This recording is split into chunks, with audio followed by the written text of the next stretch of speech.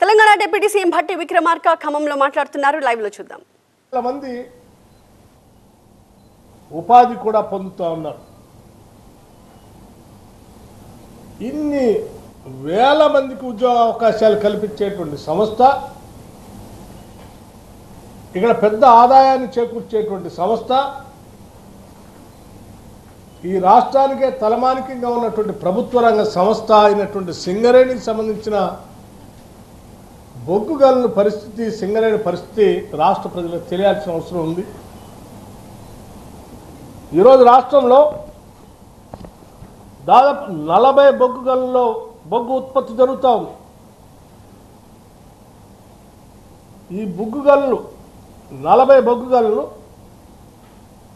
2032-33 కల్లా దాదాపు 22 బొగ్గు గనులు మూసివేతకు గురవుతాయి. అంటే బొగ్గు అయిపోతుందా అంటే ఇప్పుడు ఉత్పత్తి అవుతున్నటువంటి 70 మిలియన్ టన్నుల బొగ్గు ఉత్పత్తి 2060 నాటికి 17.28 మిలియన్ టన్నులకి పడిపోతుందనే అంచనాలు కూడా ఉన్నాయి. అంటే ఎంత గణనీయంగా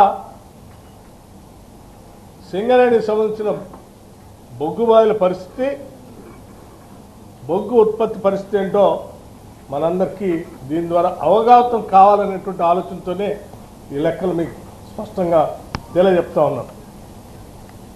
అట్లాగే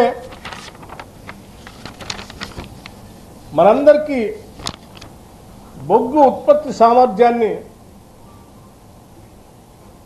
2031-32 సంవత్సరం వరకు నిలబెట్టుకోవాలన్నా, కనీసం ఈ కార్యక్రమం సజావుగా జరగాలన్నా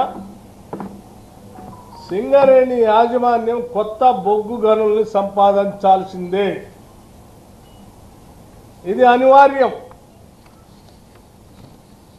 కొత్తగా అదనంగా బొగ్గు గనులను సంపాదించుకోకపోతే సింగరేణి అనేది ఒక చరిత్రగా మిగిలిపోయే ప్రమాదం ఉంది. అయితే ఇక్కడ సమస్యల్లో గతంలో గోదావరి పరివాహ ప్రాంతంలో ఉన్నటువంటి కోల్ బ్లాక్స్ అన్నీ కూడా ఇక్కడ ఉన్నటువంటి సింగరేణి కంపెనీ అనేది ప్రభుత్వ రంగ సంస్థ కాబట్టి అది కూడా కేంద్ర రాష్ట్ర ప్రభుత్వాల వాటాతో ఉన్నటువంటి సంస్థ కాబట్టి నేరుగా బొగ్గు గనుల్ని G2 అంటే గవర్నమెంట్ టు గవర్నమెంట్ నేరుగా ఇచ్చేటువంటి ప్రక్రియ అందుబాటులో ఉన్నటువంటి అవకాశాన్ని ఈనాడు దేశాన్ని పాలన చేస్తున్నటువంటి Bharatiya Janata party mines and minerals development and regulation act 1957కి సవరణ తీసుకొని వచ్చి అది 2015 24 ఫిబ్రవరి నాడు పార్లమెంట్లో ఈ యాక్ట్కి ఎంఎండిఆర్ యాక్ట్ 1957కి సవరణ తీసుకొని వచ్చి దేశంలో ఉన్నటువంటి బొగ్గు గనులన్నింటినీ ఎవరికి ఏ ప్రభుత్వ రంగ సంస్థకు కూడా కేటాయించడానికి వీలు లేకుండా బొగ్గు కోల్ బ్లాక్స్ అన్నింటినీ ఆక్షన్ ద్వారా, అంటే వేలం పాట ద్వారా ఇచ్చే విధానాన్ని చట్టం తీసుకొచ్చారు. 2015 24 ఫిబ్రవరి నాడు ఎవరు తీసుకొచ్చారా దీన్ని? ఇప్పుడున్నటువంటి కేంద్ర ప్రభుత్వం ఆడ బిల్లు పెడితే ఆనాడు కొట్లాడి తెచ్చుకున్న తెలంగాణ రాష్ట్రంలో 10 ఏళ్ళు అధికారంలో ఉన్నటువంటి బీఆర్ఎస్ పార్టీకి సంబంధించిన పార్లమెంటు సభ్యులు అందరూ కూడా 2015 నాడు ఈ బిల్లుకి మద్దతు ఇచ్చి ఓటేసి సపోర్ట్ చేసి సింగరేణి కాలరీస్కి నేరుగా బొగ్గు అంటే బ్లాక్లు కేటాయించడానికి అవకాశం లేకుండా ఆ యాక్ట్ని తీసుకొని వచ్చిన దాంట్లో వీళ్ళు కూడా ప్రధాన భూమిక పోషించారు.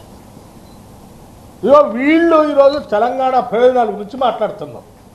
నిజంగా తెలంగాణ ప్రయోజనాల గురించి సింగరేణికి సంబంధించిన బొగ్గు బాయిల్ మనమే పొందాలని ఏమాత్రం ఆలోచన ఉన్నా అదే రోజు మీరు తెలంగాణకు సంబంధించిన పార్లమెంటు సభ్యులుగా ఆ యాక్ట్ని వ్యతిరేకించి మద్దతు ఇవ్వకుండా ఆ యాక్ట్ బిల్లు పాస్ కాకుండా చూసేవాడు.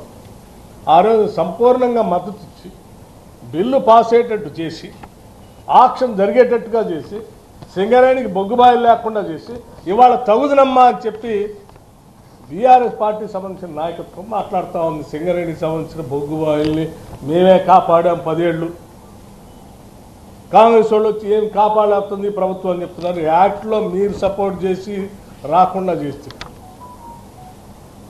పోనీ మీరు ఈ 10 ఏళ్ళు ఈ బిల్లు తీసుకొచ్చి ఆ బిల్లు ద్వారానైనా ఇక్కడ ఈ పరిసర ప్రాంతాల్లో ఆక్షన్ జరుగుతున్నప్పుడు ఆక్షన్లో పార్టిసిపేట్ చేసి ఆ బొగ్గుబాయిలు ఏమైనా మనకి సింగరేణికి వచ్చేటట్టు చేశారా? అది లేదు, అది లేదు. నేను చాలా స్పష్టంగా చెప్తున్నాను, ఇది ఆధారాలతో సహా చెప్తున్నా, డేట్స్తో సహా. నేను ఇక్కడ జరిగేటువంటి ఆక్షన్ సంబంధించి సింగరేణి కాలేజ్ సరే యాక్ట్ వచ్చింది, భారత పార్లమెంటు చట్టం తీసుకొచ్చింది, బొగ్గుబాయిలు ఆక్షన్ పెడతా ఉంది. మరి ఎవడైనా తెలివైనవాడు ఆక్షన్ పెడతా ఉంటే, అది కూడా సింగరేణి పక్కన ఉన్నటువంటి బొగ్గుబాయిలు ఆక్షన్ పెడతా ఉంటే, చట్టం ప్రకారం వాళ్ళు చేస్తూ ఉంటే తప్పనిసరి పరిస్థితి ఉత్పన్నం అయితే ఎట్టి పరిస్థితుల్లో నువ్వు ఆ బొగ్గుబాయిలు పోకుండా నువ్వే పార్టిసిపేట్ చేసి నువ్వు తెచ్చి పెట్టుకుంటావు. ఎందుకంటే నీ పరిస్థితి బాగాలేదు కదా. నువ్వేం చేశావు? సింగరేణి కాలేజ్ సంబంధించిన బోర్డు ఒక సమావేశం పెట్టుకొని 2021 అక్టోబర్ 29 నాడు ఈ బొగ్గుబాయిలు వేలంలో పాల్గొనాలని సింగరేణి యాజమాన్యం నిర్ణయం చేసింది.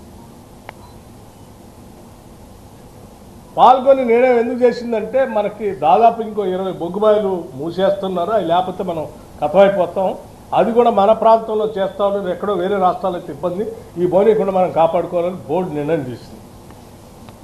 నిర్ణయం చేసినప్పుడు ఏం చేశారు వీళ్ళు?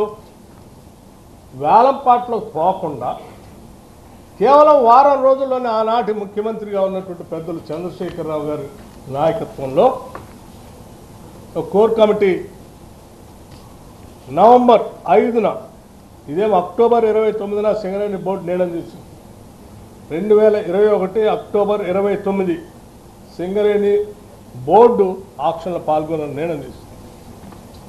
దానికి సంబంధించి కేవలం వారం రోజుల్లోనే 2021 నవంబర్ 5న కోర్ కమిటీ సమావేశమై గోదావరి వ్యాలీలోని బొగ్గు గనులను సింగరేణి తీసుకోవద్దు అని కేసీఆర్ ఆదేశాల మేరకు నిర్ణయం చేశారు.